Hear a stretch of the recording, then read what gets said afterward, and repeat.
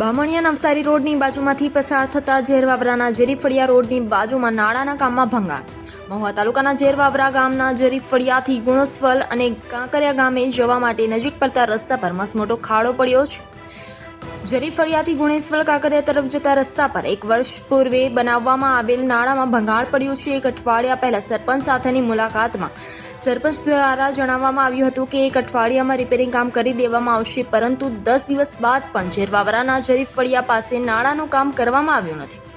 પરંતુ 1 વર્ષ અગાઉ બનાવવામાં આવેલ નાળું તૂટી ગયું. સવાલ તો ત્યારે ઉદ્ભવી રહ્યા છે કે નાળા નાખી તો દેવામાં આવ્યા, પરંતુ આ નાળાને એવી રીતે નાખવામાં આવ્યા છે કોન્ટ્રાક્ટર દ્વારા જે નાળા પરથી કોઈ પણ ભારે વાહન પસાર થાય તો તૂટી જાય એવા ઊંડાણમાં નાખવામાં આવ્યું છે. હાલ તો સવાલ એ ઉઠી રહ્યા છે કે શું કોઈ અકસ્માત સર્જાય પછી આ નાળાના કામ માટે સરપંચ દ્વારા કાર્યવાહી કરવામાં આવશે કે પછી કોઈ અકસ્માત સર્જાય બાદ જ નાળાનું કામ કરવામાં આવશે, એવી લોકચર્ચાએ જોર પકડ્યું છે.